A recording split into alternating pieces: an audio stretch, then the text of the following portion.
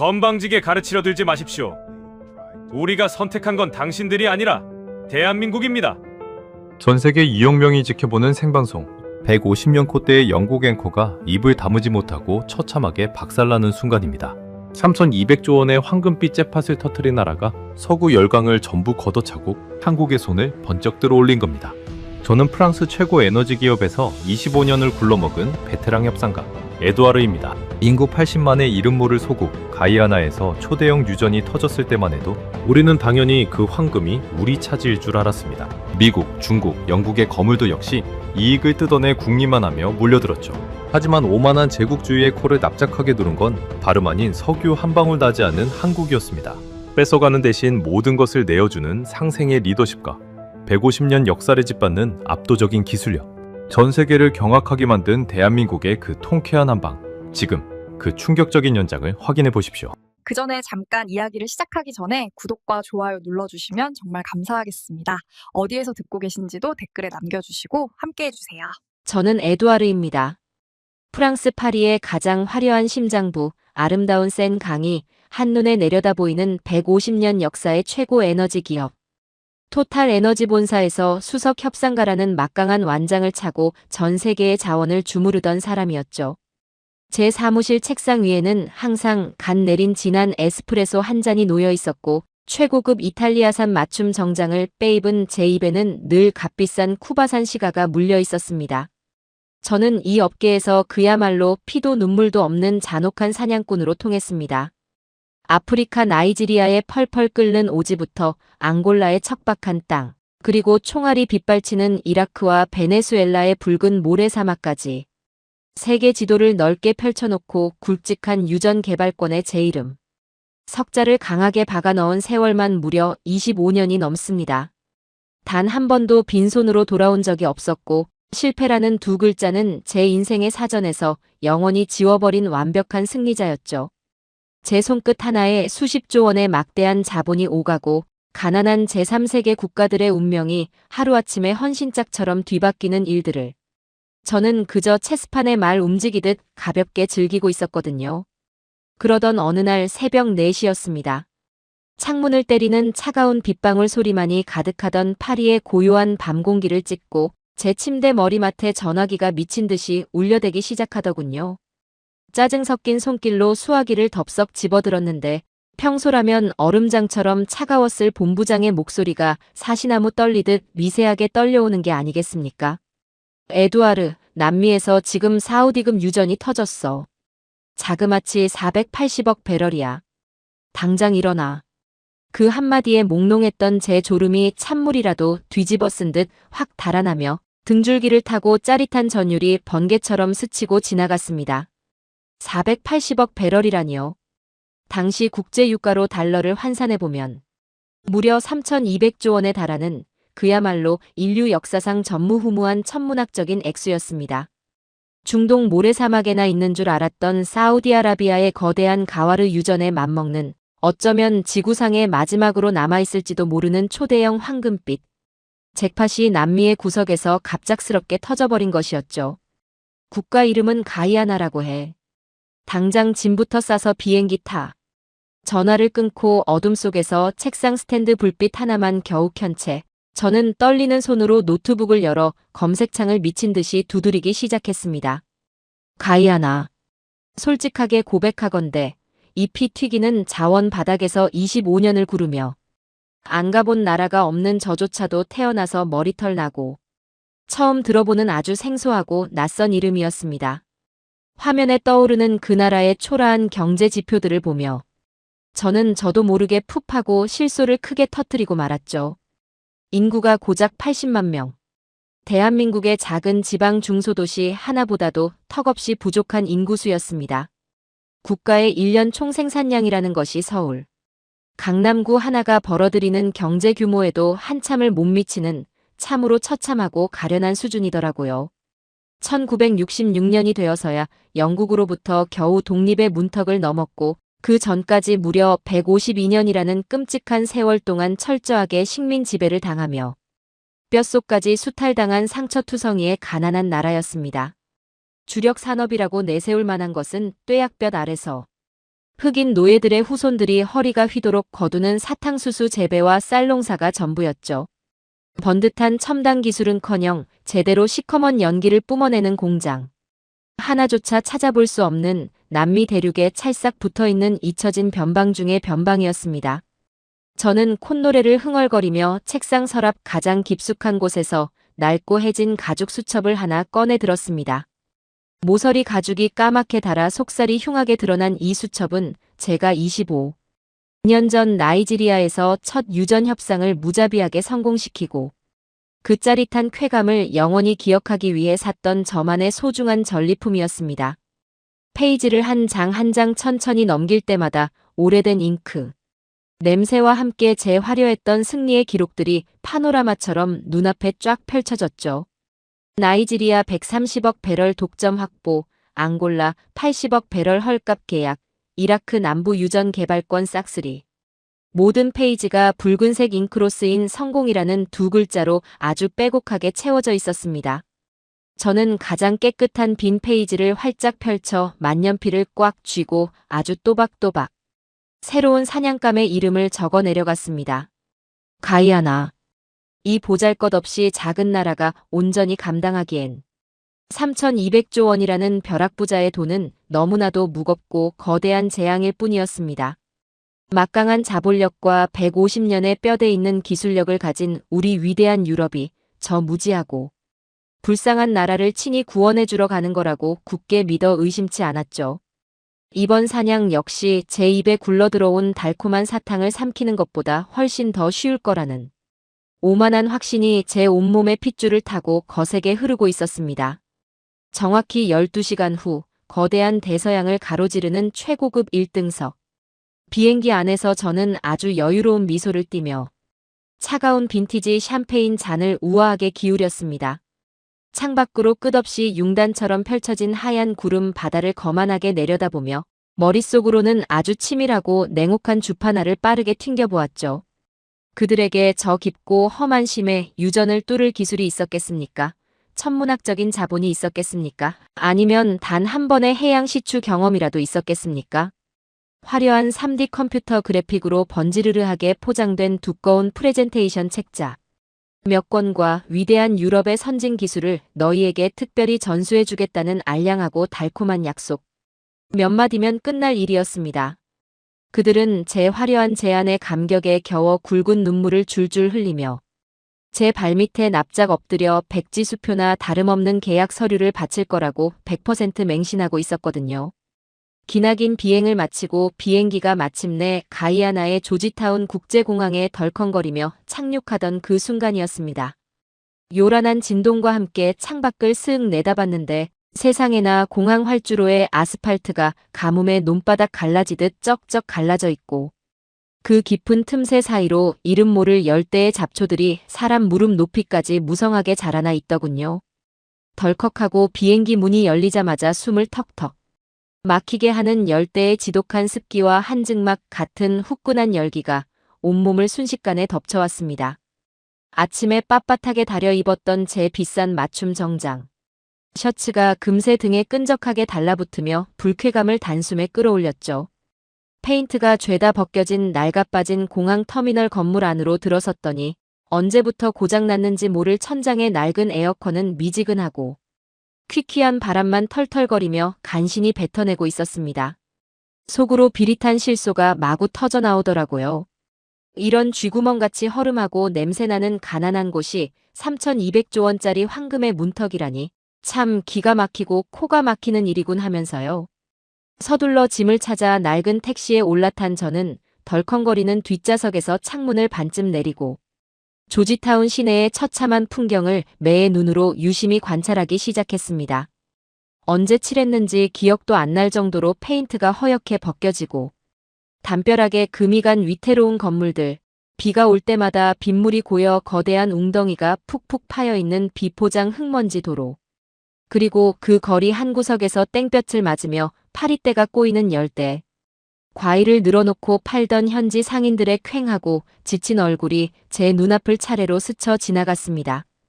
그 팍팍하고 서글픈 삶의 현장 사이로 신발조차 신어보지 못한 맨발의 어린아이들이 흙먼지를 새까맣게 뒤집어 쓴 채 바람 빠진 낡은 축구공 하나를 쫓아 까르르 웃으며 뛰어다니는 모습이 훤히 들어왔죠.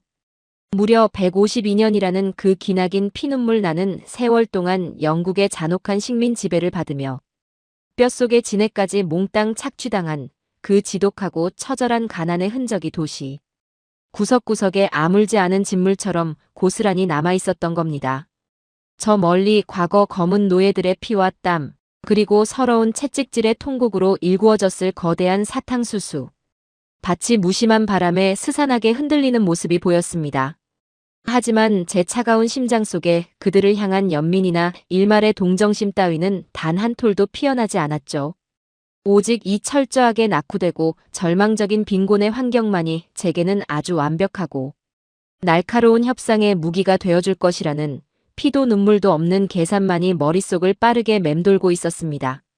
하지만 택시가 흙먼지 날리는 빈민가를 지나 조지타운 시내 한복판에 우뚝 솟은 유일한 최고급 호텔 로비에 미끄러지듯 도착하는 그 순간 저는 그만 제 눈을 의심하며 미간을 깊게 찌푸리고 말았습니다. 육중한 유리문이 열리고 머리가 띵할 정도로 시원한 에어컨. 찬 공기가 한꺼번에 쏟아지는 로비 안은 그야말로 바깥의 비참한 세상과는 완벽하게 단절된 귀족들의 별천지가 펼쳐져 있었거든요. 흙먼지를 뒤집어 쓴 맨발의 아이들이 뛰어다니던 불과 10분 전의 풍경과는 정반대로 이곳은 최고급 명품 향수 냄새와 반질반질하게 윤이 나는 서양인들의 명품 구두들로 숨막히게 가득 차 있었습니다.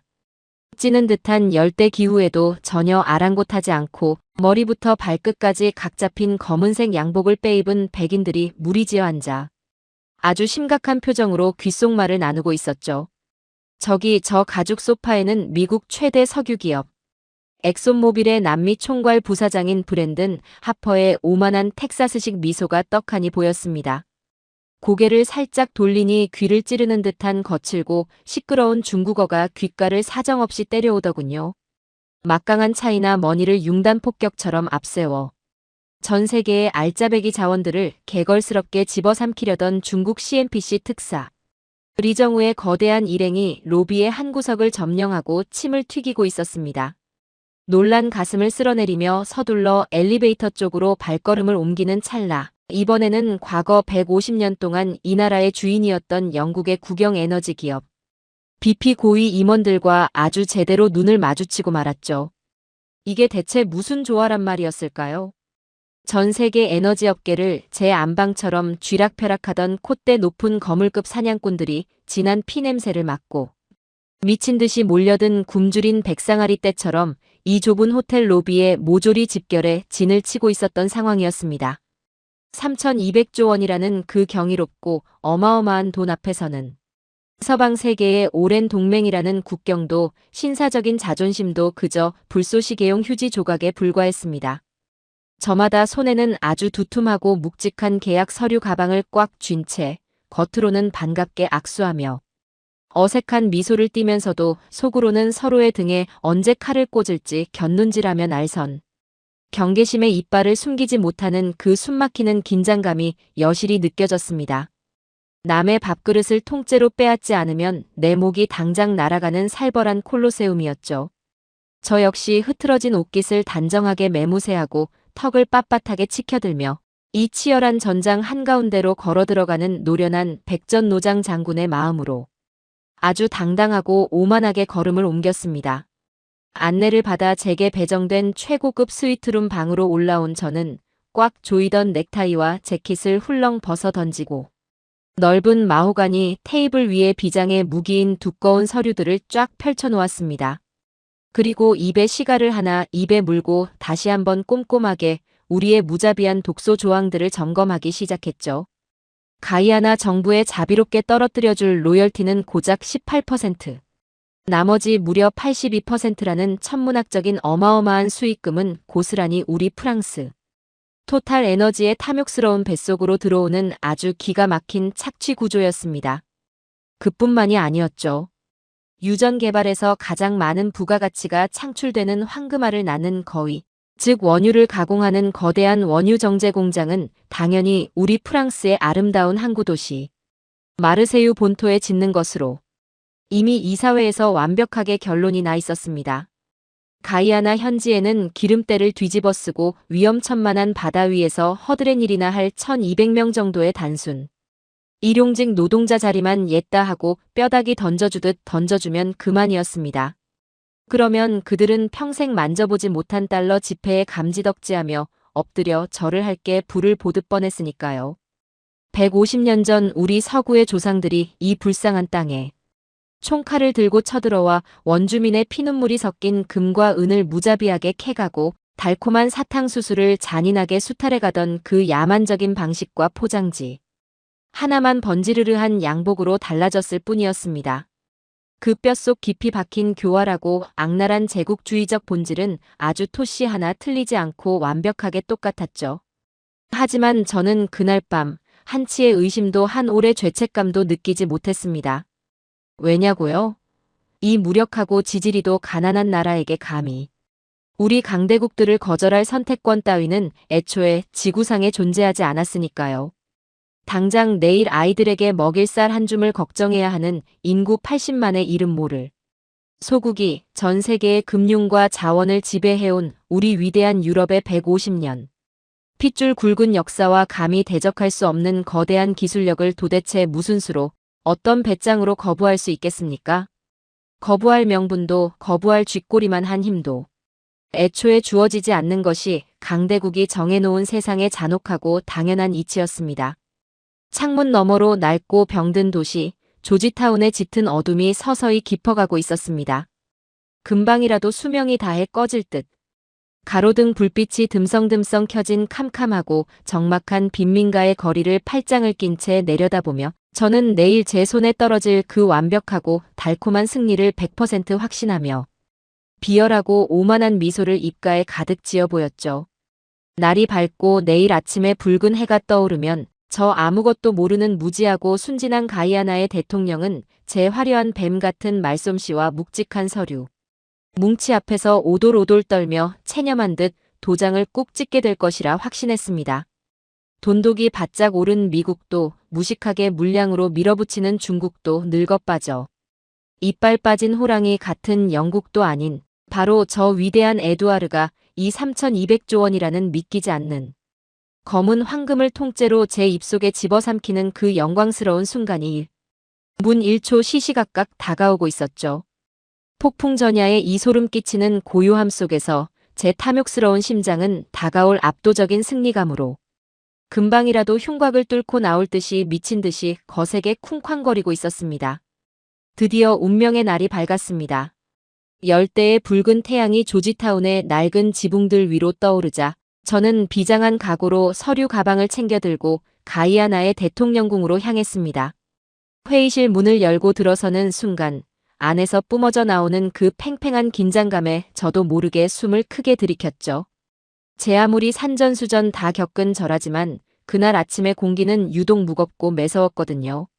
낡고 삐걱거리는 마호가니 테이블을 빙 둘러싸고 미국 엑손모빌, 중국 CNPC, 영국 BP 등 전 세계 내로라 하는 석유 제국의 거물들이 이미 짐승처럼 번뜩이는 눈빛으로 자리를 꿰차고 앉아 있었습니다. 3200조 원. 그 천문학적인 돈 냄새를 맡고 모여든 맹수들의 숨막히는 신경전이 벌어지고 있었던 셈이죠. 얼마 지나지 않아 육중한 문이 열리더니 가이아나의 카시우스 벤턴 대통령의 모습을 드러냈습니다. 60대 초반의 깡마른 체구였지만 그 흑인 대통령의 두 눈빛만큼은 시퍼렇게 날이 선 칼날처럼 매섭게 빛나고 있더라고요. 그는 우리들 중 그 누구와도 악수를 나누지 않았습니다. 그저 꼿꼿한 자세로 상석에 앉더니 테이블을 한 바퀴 차갑게 훑어보고는 아주 낮고 묵직한 목소리로 입을 열었습니다. 여러분, 우리 앞바다에서 480억 배럴의 석유가 발견되었습니다. 하지만 우리는 전혀 기쁘지 않습니다. 회의실 안이 찬물을 끼얹은 듯 일순간 조용해졌습니다. 아니, 3200조 원의 돈벼락을 맞았는데 기쁘지가 않다니요? 다들 의아한 표정으로 서로의 눈치만 살피고 있었죠. 벤턴 대통령은 자리에서 천천히 일어나더니 먼지가 뽀얗게 앉은 창문 밖을 손가락으로 가리켰습니다. 저 거리를 보십시오. 우리는 152년이라는 끔찍한 세월 동안 영국의 식민지였습니다. 당신들 서양인들은 우리 땅에 쳐들어와 시퍼런 총칼을 들이밀고 금광을 파헤쳤죠. 달콤한 사탕수수를 싹쓸이해가며 당신들의 배를 불렸습니다. 서아프리카에서 짐승처럼 끌려온 우리 조상들은 저 뜨거운 농장에서 채찍을 맞으며 피를 토하고 죽어갔습니다. 그 기나긴 152년의 착취 끝에 우리에게 남은 건 구멍이 숭숭 뚫린 헐벗은 산과 오염된 강물, 그리고 가난에 굶주린 80만의 국민뿐이었습니다. 대통령의 목소리는 분노로 미세하게 떨리고 있었습니다. 150년 전에 그 뼈아픈 역사를 이 자리에서 꺼내들 줄은 꿈에도 몰랐거든요. 저를 포함한 서구 열강의 거물들은 약속이나 한 듯 헛기침을 해대며 시선을 바닥으로 피하기 바빴습니다. 이제 검은 황금이 터졌고 세상은 또다시 우리에게 탐욕스러운 손을 뻗고 있습니다. 묻겠습니다. 여러분은 우리를 도우러 온 파트너입니까? 아니면 150년 전처럼 또다시 우리의 피와 살을 뜯어먹으러 온 사냥꾼입니까? 그 서슬퍼런 질문에 회의실은 그야말로 얼음장처럼 꽁꽁 얼어붙고 말았습니다. 25년 동안 수십 개국을 돌며 온갖 협상을 주물렀던 저조차도 그 순간만큼은 말문이 턱 막혀 입술만 달싹거릴 뿐 아무런 대답도 할 수 없었죠. 거대한 자본으로 찍어 누르면 고분고분 엎드릴 줄 알았던 가난한 소국의 대통령이 오히려 150년 제국주의의 썩어빠진 민낯을 정확하게 찌르고 들어온 겁니다. 그날 오후부터 개별 협상이 릴레이로 이어졌습니다. 첫 타자는 미국이었죠. 거드름을 피우며 들어가던 미국 엑손모빌의 부사장은 무려 3시간 만에 얼굴이 백지장처럼 하얗게 질려서 쫓겨나듯 뛰쳐나왔습니다. 저 건방진 것들. 이라며 욕설을 내뱉는 그의 손이 사시나무 떨리듯 떨리고 있더라고요. 다음은 차이나 머니를 앞세운 중국이었습니다. 항구와 철도를 지어주겠다며 거드름을 피우던 중국 특사 역시 스리랑카처럼 우리 항구를 통째로 삼키려는 수작 아니냐는 대통령의 호통에 꿀먹은 벙어리가 되어 짐을 싸야만 했습니다. 영국 에너지부 캠벨 장관은 한술 더 떠서 우리는 150년을 함께한 가족이라는 망언을 짓거리다가 학교 하나, 병원 하나 안 지어준 게 무슨 놈의 가족이냐? 라는 불호령을 듣고 아예 회의실 밖으로 내동댕이 쳐지듯 쫓겨나고 말았죠. 전 세계를 주무르던 열강들이 인구 80만의 소국 앞에서 추풍낙엽처럼 우수수 떨어져 나가는 광경은 그야말로 충격 그 자체였습니다. 마침내 저 에두아르의 차례가 다가왔습니다. 저는 심호흡을 크게 한번 하고는 회의실 문을 열고 들어갔습니다. 벤턴 대통령 옆에는 미국 매사추세츠 공대에서 석유공학 박사 학위를 받고 조국으로 돌아왔다는 젊고 날카로운 인상의 기술 이사 네이선이 팔짱을 낀 채 저를 뚫어지게 노려보고 있더라고요. 저는 화려한 3D 그래픽이 띄워진 태블릿을 테이블 위에 올려놓고 준비한 대사들을 청산유수처럼 쏟아냈습니다. 대통령 각하, 저희 프랑스 토탈 에너지는 미국보다 파격적인 18%의 로열티를 보장하겠습니다. 게다가 최첨단 원유 정제 시설을 건설해드리지요. 대통령의 눈썹이 꿈틀하더니 묻더군요. 그 정제 시설은 어디에 짓는 겁니까? 저는 아주 당연하다는 듯이 대답했습니다. 가이아나의 경제 규모로는 그 거대한 시설을 감당하기 힘드실 겁니다. 저희 프랑스 남부의 마르세유 항구에 아주 크고 훌륭하게 지어드릴 테니 걱정 마십시오. 가이아나 현지 국민들도 1200명이나 넉넉하게 채용해드릴 계획입니다. 그 순간 가만히 듣고 있던 네이선 기술 이사가 차가운 비웃음을 흘리며 서류를 3개 내려놓았습니다. 1200명이요? 그것도 100원이나 닦는 단순 일용직 노동자로 말입니까? 82%의 막대한 이익금은 프랑스가 싹 쓸어가고 고부가 가치가 창출되는 핵심 정제 시설도 프랑스 본토에 짓고 우리에겐 그저 기름때 묻은 작업복 1200벌을 던져주겠다. 에두아르 이사님, 당신들이 아프리카 나이지리아와 앙골라에서 똑같은 수법으로 자원을 쭉쭉 빨아먹은 데이터가 제 손에 다 있습니다. 등줄기를 타고 식은땀이 비오듯 쏟아지기 시작했습니다. 이들은 무지한 원주민이 아니었습니다. 전 세계 자원 약탈의 역사를 꿰뚫고 있는 아주 치밀하고 무서운 협상가들이었던 거죠. 벤턴 대통령이 자리에서 천천히 일어나며 제게 최후 통첩을 날렸습니다. 150년 전 당신들 유럽인들이 금을 캐갈 때와 도대체 무엇이 다릅니까? 당신들은 파트너가 아닙니다. 그저 세련된 양복을 입은 해적일 뿐이죠. 당장 나가주십시오. 완벽한 참패였습니다. 25년 제 화려했던 경력이 이 보잘것없는 나라의 낡은 회의실에서 처참하게 박살나는 순간이었죠. 저는 비틀거리며 밖으로 걸어 나왔습니다. 며칠 전만 해도 거만한 웃음소리로 가득했던 호텔 로비는 이제 초상집처럼 무거운 침묵만이 맴돌고 있었습니다. 미국, 중국, 영국, 프랑스. 전 세계를 지배하던 거대한 제국주의의 후예들이 한낱 남미의 이름 모를 소국에게 모조리 뺨을 맞고 쫓겨날 위기에 처한 겁니다. 협상은 완전히 꽉 막힌 교착 상태에 빠졌고 우리는 분루를 삼키며 어떻게든 새로운 꼼수를 찾아내려 머리를 싸매고 있었죠. 바로 그때였습니다. 네이선 이사로부터 제게 청천벽력 같은 전화 한 통이 걸려왔습니다. 에두아르 이사님, 내일 아침 새로운 파트너의 조사단이 공항에 도착합니다. 우리의 마지막 희망이 될 나라죠. 새로운 파트너. 도대체 어느 나라가 온단 말입니까? 대한민국입니다. 대한민국? 저는 하마터면 실소를 터뜨릴 뻔했습니다. 전화를 끊자마자 노트북을 열어 한국 석유를 검색해 보았죠. 결과는 참담했습니다. 한국 석유 생산량 제로. 천연가스 생산량 제로. 기름 한 방울 나지 않는 자원이라고는 쥐뿔도 없는 아시아의 작은 나라 아니겠습니까? 게다가 해양 유전을 뚫어본 경험조차 전무한 초짜 중의 초짜였죠. 이 가이아나 사람들이 3,200조 원의 무게에 짓눌려 드디어 미쳐버렸구나. 저는 코웃음을 치며 침대에 쓰러져 누웠습니다. 150년 역사의 우리 유럽도 걷어찬 마당에 기름 한 방울 안 나는 한국 따위가 도대체 무슨 수로 이 거대한 유전을 감당한단 말입니까? 내일 그들이 공항에 도착하면 얼마나 망신을 당하고 쫓겨날지 두 눈으로 똑똑히 구경이나 해야겠다고 생각했죠. 다음 날 아침 한국 조사단이 도착한다는 소식에 호텔 로비에는 미국, 중국, 영국의 패잔병들이 꾸역꾸역 모여들었습니다. 다들 팝콘이라도 씹으며 동양의 작은 나라가 망신당하는 꼴을 비웃어주려고 잔뜩 벼르고 있었던 겁니다. 이윽고 호텔 유리문이 열리고 한국 조사단이 들어섰습니다.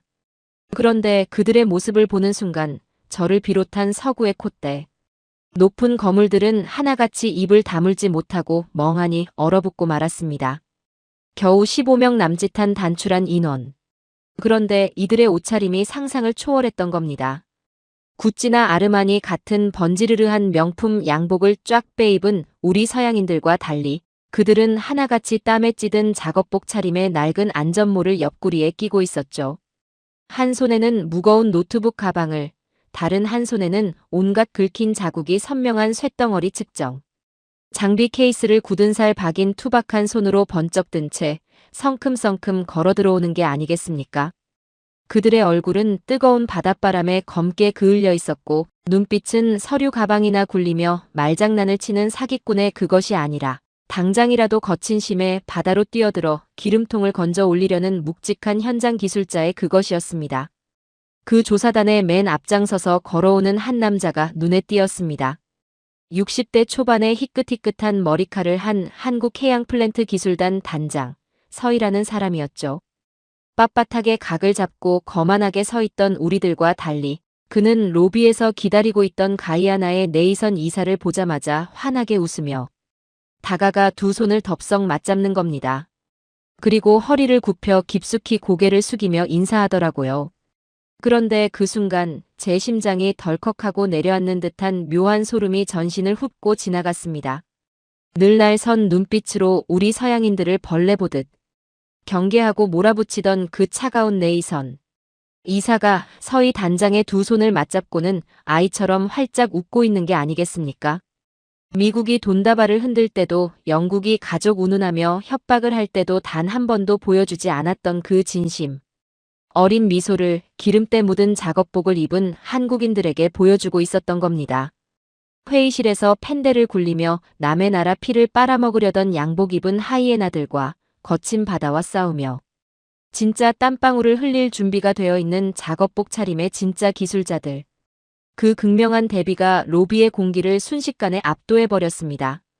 우리 서양인들은 누구 하나 입을 떼지 못한 채 숨죽여 그 동양의 작은 나라에서 온 사내들의 뒷모습을 멍하니 바라볼 수밖에 없었죠. 그 투박하지만 단단한 걸음걸이에서 저는 본능적으로 깨닫고 말았습니다. 아, 우리가 이겼다고 생각했던 이 판에 완전히 차원이 다른 진짜 괴물들이 등판했구나. 150년의 오만방자한 제국주의가 70년 피땀으로 일군 대한민국의 기적 앞에서 산산조각 날 준비를 마친 그야말로 폭풍이 몰아치기 직전에 고요하고도 전율 돋는 순간이었습니다. 그날 오후 가이아나 정부가 주최하는 공식 합동기술 브리핑이 조지타운의 낡은 컨벤션 센터에서 열렸습니다. 원래대로라면 이미 협상에서 쫓겨난 저희 서구 열강들은 참석할 자격조차 없는 자리였죠. 하지만 저는 참관인이라는 구차한 자격까지 얻어내며 기어코 맨 뒷줄 구석 자리에 엉덩이를 들이밀었습니다. 놀라운 건 저 혼자만이 아니었다는 사실입니다. 제 앞줄에는 짐을 쌌다던 미국 엑손모빌의 최고급 엔지니어 3명이 팔짱을 낀 채 매의 눈으로 단상을 노려보고 있었고 그 옆에는 중국 CNPC의 기술진들, 심지어 영국 BP의 핵심 임원까지 모조리 이 낡은 회의실에 진을 치고 앉아 있었거든요. 입으로는 한국을 기름 한 방울 안 나는 조그만 나라라며 비웃었지만 속으로는 다들 그 땀 냄새 나는 동양의 작업복 사내들이 도대체 무슨 배짱으로 이 3,200조 원짜리 판에 끼어든 건지 두 눈으로 확인하고 싶어 안달이 났던 겁니다. 다들 팝콘이라도 씹으며 동양의 초짜들이 전 세계의 비웃음거리로 전락하는 꼴을 만끽할 준비를 단단히 하고 있었던 셈이죠. 이윽고 회의실에 불이 꺼지고 한국해양플랜트 기술단의 서희 단장이 노트북을 들고 단상 위로 뚜벅뚜벅 걸어 올라갔습니다. 수백 명의 서양 엔지니어들이 뿜어내는 그 살벌하고 적대적인 시선 앞에서도 그의 표정은 잔잔한 호수처럼 평온하더군요. 그는 마이크를 잡더니 아주 또렷하고 정중한 영어로 첫 인사를 건넸습니다. 대통령 각하, 그리고 가이아나 국민 여러분. 저희 대한민국에게 이런 귀중한 기회를 주셔서 진심으로 감사합니다. 그 순간 제 심장이 덜컹거리며 묘한 위화감이 온몸을 훑고 지나갔습니다. 기회를 주셔서 감사하다고요? 저를 포함해 여기 앉아있는 모든 서방 세계의 거물들은 단 한 번도 그런 말을 쓴 적이 없었습니다. 미국의 브랜든 하퍼는 우리가 너희를 도와주러 왔다고 거드름을 피웠고 영국의 캠벨 장관은 우리는 위대한 가족이니 우리에게 맡겨라라며 협박을 했으며 저 역시 최고의 기술을 특별히 전수해주겠다라며 적선하듯 말했었죠. 우리는 언제나 오만한 구원자였고 가이아나는 불쌍한 구호 대상이었습니다. 그런데 저 백발의 한국인 단장은 3,200조 원의 주인이 가이아나라는 사실을 정확히 인정하며 가장 낮은 자세로 고개를 숙인 겁니다. 앞줄에 앉아있던 가이아나의 벤턴 대통령과 네이선 이사의 눈빛이 순간 부드럽게 일렁이는 것을 저는 똑똑히 볼 수 있었습니다. 서희 단장이 노트북 자판을 두드리자 거대한 스크린 위로 스타브로크 해역의 심해 지형도가 쫙 펼쳐졌습니다. 현재까지 서방 국가들이 제안한 원유 회수율 목표를 살펴보겠습니다. 미국 엑손모빌 65%, 프랑스 토탈 에너지 65%, 중국 68%. 심해 유전의 평균적인 한계치를 고려했을 때 아주 합리적인 숫자들이죠. 앞줄에 앉아있던 미국 엔지니어들이 턱을 치켜들며 으스대는 게 보였습니다. 거봐, 우리 기술력이 세계 최고라니까라는 자만심이 등짝에서부터 뿜어져 나오더라고요. 하지만 서 단장의 다음 말 한마디에 회의실의 공기는 그야말로 쩍하고 얼어붙고 말았습니다. 하지만 저희 대한민국의 목표는 완전히 다릅니다. 한국이 가이아나 앞바다에서 끌어올릴 원유 회수율 목표는 90%입니다. 스크린 한가운데 붉은색으로 90%라는 숫자가 선명하게 찍히는 순간 회의실 안은 그야말로 벌집을 쑤신 듯 발칵 뒤집혔습니다. 제 앞자리에 앉아있던 미국의 최고참 엔지니어가 헛웃음을 터뜨리며 벌떡 일어나 소리치더군요. 이보시오, 서 단장님. 당신들 제정신입니까? 수심 2,800m가 넘는 심해 유전에서 회수율 90%라니 그건 이론적으로도 불가능한 말도 안 되는 소리요. 석유 한 방울 안 파본 나라에서 오니까 숫자가 아주 우습게 보이나 본데 억지도 정도껏 부리시오. 영국과 중국 엔지니어들도 동조하며 낄낄거리기 시작했습니다. 하지만 서 단장은 당황하기는커녕 아주 여유로운 미소를 지으며 다음 슬라이드를 슥 넘기더라고요. 물론 기존의 낡은 서방 기술로는 불가능하겠죠. 하지만 한국이 독자 개발한 AI 기반 향상된 석유 회수 기술이라면 이야기가 다릅니다. 스크린 위로 복잡한 알고리즘과 수천 개의 스마트 센서가 바닷속 안반 틈새로 파고드는 3D 시뮬레이션 영상이 숨막히게 펼쳐지기 시작했습니다. 고압의 가스를 미세하게 주입해 지층의 압력을 유지하고 한국의 독보적인 AI가 실시간 데이터를 분석해 바위 틈에 숨어있는 단 한 방울의 원유까지 진공 청소기처럼 빨아들이는 기적 같은 기술이었죠. 서 단장이 실제 데이터들을 무자비하게 쏟아내기 시작했습니다. 이 기술을 적용한 노르웨이 요한 스베르드루프 유전 초기 회수율 18%에서 적용 후 84% 달성. 브라질 산토스 해역 62%에서 87% 달성. 가이아나의 지층 구조는 이보다 훨씬 균질하기 때문에 90%는 결코 과장된 수치가 아닙니다. 미국 엔지니어의 얼굴이 흑빛으로 변하며 목소리가 기어들어가기 시작했습니다. 그 기술 우리도 안다. 하지만 센서를 심고 가스를 주입하는데 배럴당 최소 15달러의 막대한 추가 비용이 든다. 배보다 배꼽이 더 큰 짓거리 아니냐? 그러자 서 단장이 안경을 쓱 치켜올리며 아주 묵직한 돌직구를 날리더군요. 그래서 저희 한국해양연구원들이 지난 5년 동안 밤을 새워가며 기술을 개량했습니다. 현재 한국 기술로 들어가는 추가 비용은 배럴당 단돈 4달러입니다. 그 순간 저는 머릿속으로 미친 듯이 수판을 튕겨보았습니다. 480억 배럴의 65%면 312억 배럴. 90%면 432억 배럴. 무려 120억 배럴의 석유를 더 뽑아낸다는 뜻이었습니다. 배럴당 80달러로만 계산해도 하나로 자그마치 1200조 원. 1200조 원이었습니다. 서양놈들이 땅속에 버리고 갈 1200조 원을 한국이 기술력 하나로 더 캐내어주겠다는 소리였죠. 제 손끝이 사시나무 떨리듯 파르르 떨려오기 시작했습니다. 방금 전까지 한국을 조롱하던 미국 엔지니어는 다리에 힘이 풀렸는지 털썩하고 의자에 주저앉고 말았죠. 하지만 진짜 충격은 이제부터 시작이었습니다.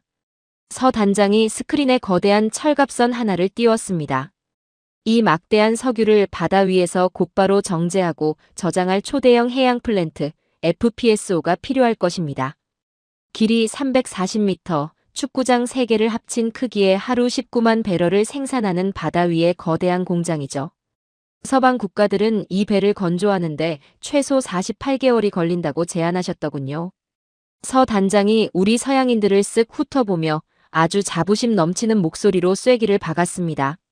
저희 한국 조선소에서는 이 모든 최첨단 디지털 트윈 기술과 제로 플레어링 시스템을 얹고도 정확히 24개월 안에 바다에 띄워드리겠습니다. 현재 전 세계 FPSO 건조 실적 1위 한국 삼성중공업, 2위 HD 현대중공업, 3위 하나오션. 전 세계 해양 플랜트 시장의 71%를 저희 대한민국이 장악하고 있습니다. 액화천 영가스를 나르는 LNG선은 전 세계 물량의 94%를 한국이 독점하고 있죠. 회의실 안은 죽은 듯이 고요해졌습니다. 조선소에서 쇳덩이나 용접하는 놈들이라며 깎아내렸던 그 한국의 진면목이 낱낱이 까발려지는 순간이었습니다. 영국과 프랑스가 150년 동안 바다를 지배했다고 떠벌려왔지만 정작 그 험난한 심해에서 석유를 캐낼 거대한 바다의 성체를 지을 수 있는 나라는 전 세계에 대한민국밖에 없었던 겁니다. 영국 BP의 핵심 임원이 머리를 감싸쥐며 맙소사 우리가 완전히 끝장났군이라고 읊조리는 소리가 제 귓가를 때렸습니다. 자본과 세월의 껍데기만 썼지 진짜 압도적인 기술 앞에서는 150년. 제국주의의 콧대가 그야말로 종이장처럼 구겨지고 있었던 겁니다. 가이아나의 벤턴 대통령이 흥분을 감추지 못하고 몸을 앞으로 바짝 기울이며 물었습니다. 서 단장님, 그 위대한 기술과 압도적인 건조 속도 아주 잘 봤습니다. 그렇다면 한국은 이 엄청난 걸 제공하는 대가로 도대체 우리 가이아나의 지분을 얼마나 뜯어갈 작정이십니까? 가장 중요한 돈 문제가 나왔습니다. 미국은 88%를 뺏어갔고 프랑스인. 저 역시 82%를 뜯어내려 했던 그 잔혹한 지분 싸움이었죠. 모든 사람의 숨소리조차 멈춘 그 순간 서희 단장이 마이크를 고쳐 잡고는 회의실을 영원한 침묵에 빠뜨릴 마지막 폭탄을 툭 하고 던졌습니다. 저희 한국은 가이아나의 채굴권을 단 1%도 원하지 않습니다. 네. 그게 무슨 소립니까? 벤턴 대통령의 두 눈이 휘둥그레졌죠. 3,200조 원의 검은 황금은 온전히 가이아나 국민들의 것입니다. 채굴권은 가이아나 정부가 100% 영구적으로 보유하십시오. 저희 대한민국은 그저 기술 파트너로서 참여하겠습니다.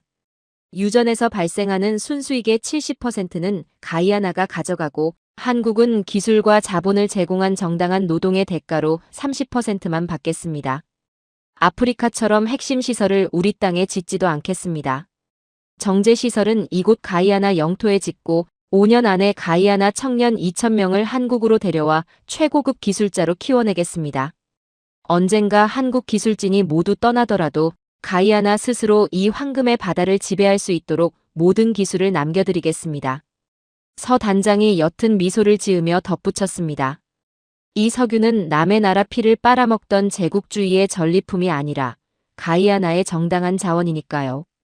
주인이 주인의 것을 갖는 것, 그것이 대한민국이 생각하는 진정한 파트너십입니다. 그 순간 앞줄에 앉아있던 미국 엔지니어의 손에서 만년필이 바닥으로 굴러떨어졌습니다. 그 소리가 마치 대포 소리처럼 회의실을 쩌렁쩌렁 울렸습니다. 아무도 그 펜을 줍지 못했습니다. 저 역시 다리에 힘이 풀려 의자 손잡이를 미친 듯이 꽉 부여잡아야만 했죠. 가져가는 자와 남기는 자.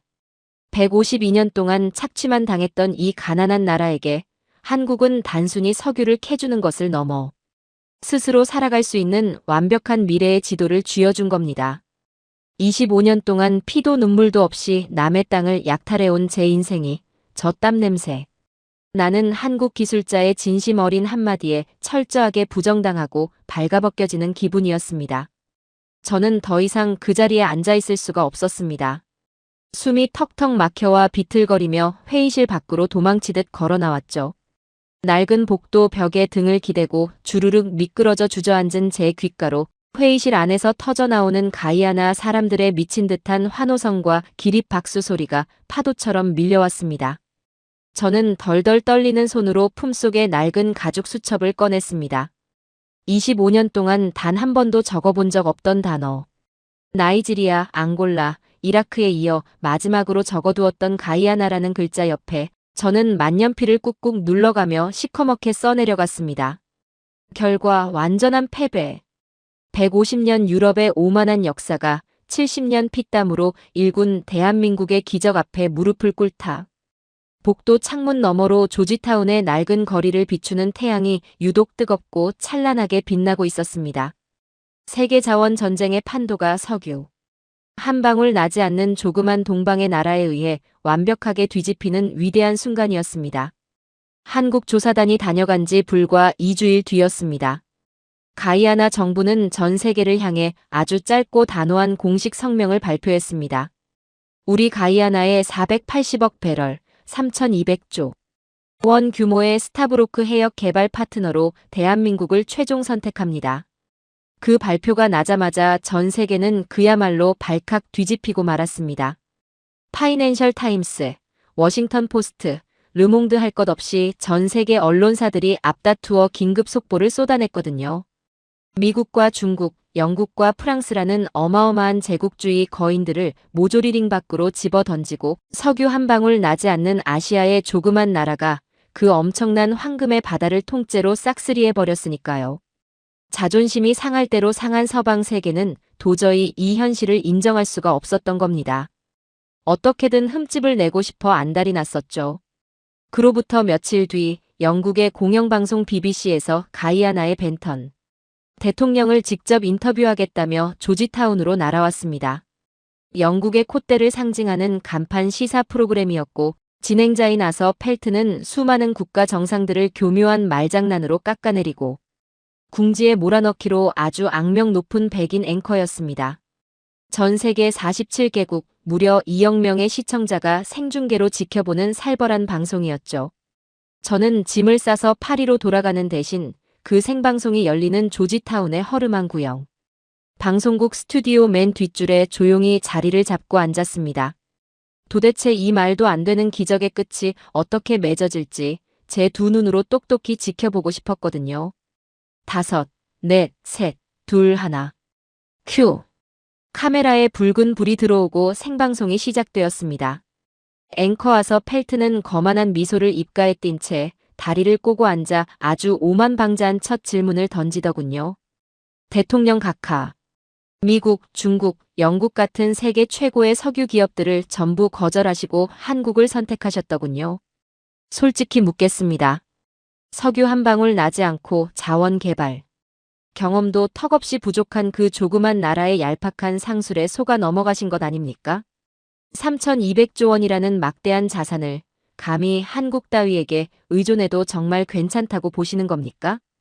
질문이라기보다는 대놓고 조롱하고 무시하는 칼날이었습니다. 스튜디오의 공기가 일순간 얼어붙었죠. 카메라 뒤에 서 있던 영국인 스태프들은 비죽비죽 얄미운 웃음을 흘리고 있더라고요. 하지만 벤턴 대통령의 표정은 흔들림 없이 아주 차갑게 가라앉아 있었습니다. 그는 마이크를 똑바로 응시하며 아주 묵직한 돌직구를 던졌습니다. 펠트 씨, 방금 한국을 조그만 나라라고 하셨습니까? 영국의 방송국 앵커치고는 참으로 무식하시군요. 한국의 국내 총생산이 세계 몇 위인지 아십니까? 12위입니다.